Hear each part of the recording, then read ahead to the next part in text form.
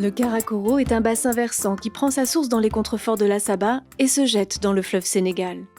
Le long de cette frontière naturelle et administrative avec le Mali, des communautés soninké, Peuls et Maures sont installées sur les deux rives. Ce bassin constitue un espace très valorisé en agriculture pluviale et de décrue et en produits forestiers. C'est aussi un couloir pastoral transfrontalier majeur. Jokkondiral amen fawi koye dow renndugol amen ndiyam ɗam e leɗɗe ɗe ko ndenduɗen ko ene heewno joni ko ndenduɗen ko famɗiti joni noon so tawi en jewtidani ɗum addoyta ko muskilaji. Des conflits qui autrefois pouvaient encore se résoudre sous l'arbre à palabres doivent aujourd'hui être discutés à une autre échelle.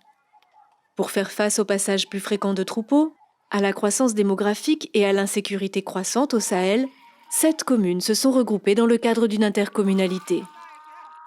Seeɗa kala min jogui kala min mbi ko yomin ndendi min mbadda hen pour wawde wallodirde. Aujourd'hui, l'intercommunalité mauritanienne s'est unie à l'intercommunalité malienne. L'enjeu est de préserver et de développer les potentialités d'un espace transfrontalier avec le soutien officiel des deux États, malgré des cadres juridiques différents. Cette initiative transfrontalière a été reconnue par la CEDEAO comme facteur de cohésion régionale en 2005.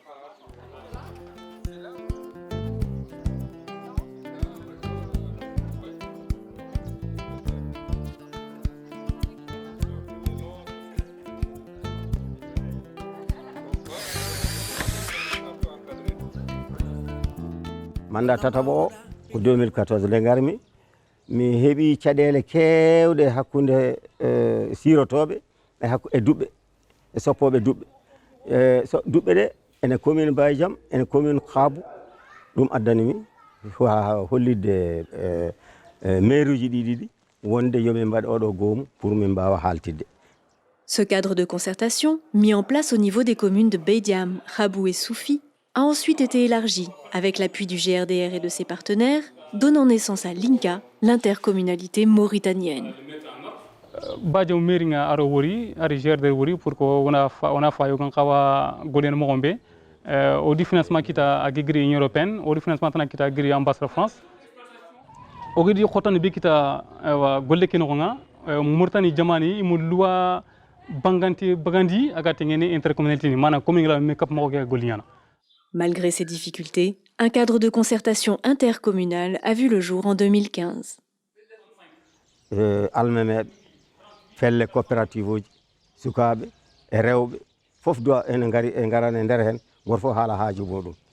Une enquête fiscale menée par le GRDR a identifié des ressources potentielles: vente d'eau, parcs de vaccination, opérateurs téléphoniques, amendes arbitrées. De plus, la concertation a permis d'obtenir que chaque commune concède 3% de son budget pour l'intercommunalité. Avant d'intégrer 2 nouvelles communes du nord du Karakoro, l'INCA a poursuivi les négociations avec l'ACGK, le regroupement de communes situé de l'autre côté de la frontière malienne, accompagné par l'antenne GRDR de Caille. Un cadre de concertation transfrontalière a ainsi vu le jour en 2017.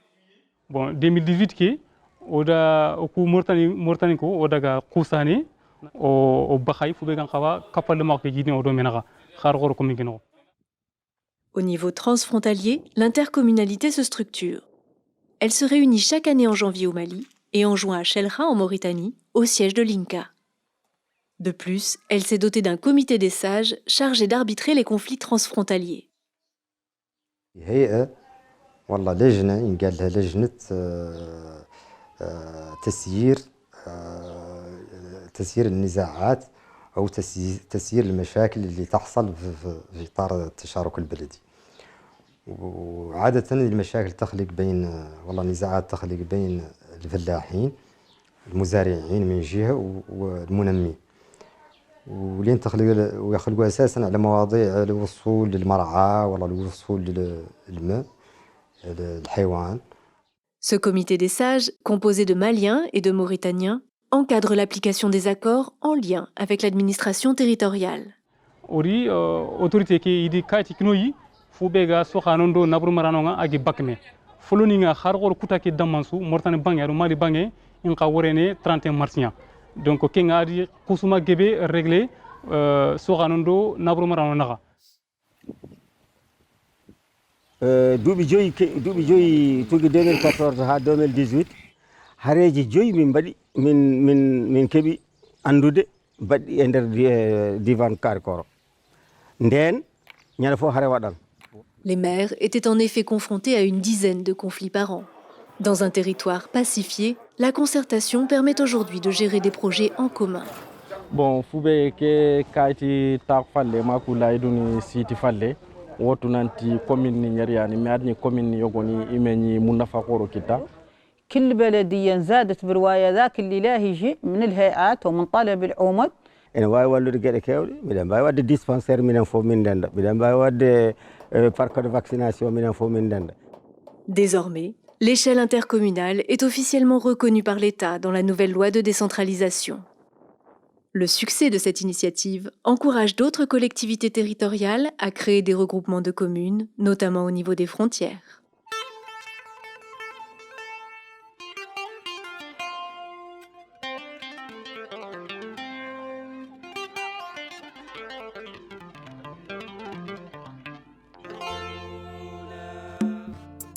Intercommunalité noddi ko jurum commune aji fof potani ɓurɗo sohlude o mo ala kaake o ko on ɓurata wallede so tawi an hoorema a felliti aɗa waɗa intercommunalité a jaɓan ittude kaake ma mbaɗa hen jottotiri ene andi ko rendiniɓe goto fof ene andi kadi ko rendiniɓe ko ene daña hen so kaldi tan pamodiran.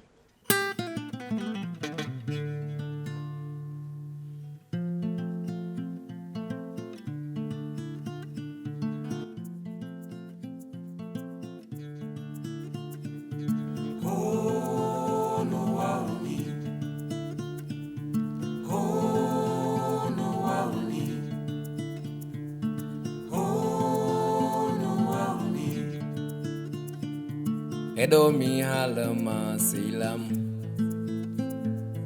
Hedo mi halama silam. Hedo mi halama silam. Hedo mi halama silam. Wali sikanani ko kalanomi. Woma fami konjimanomi. Ulisika nani ko kalanomi Woma fami konjimanomi Ulisika nani mi ko kalanomi Woma fami konjimanomi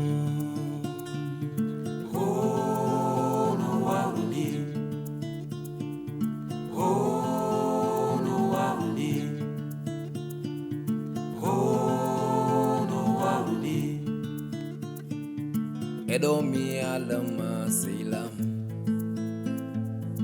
Hedo mi halama silam. Hedo mi halama silam. Hedo mi halama silam. Berne kay ko ganya jomu. Berne non ko ganya jomu. Berne kay ko ganya jomu. Berne non ko ganya jomu.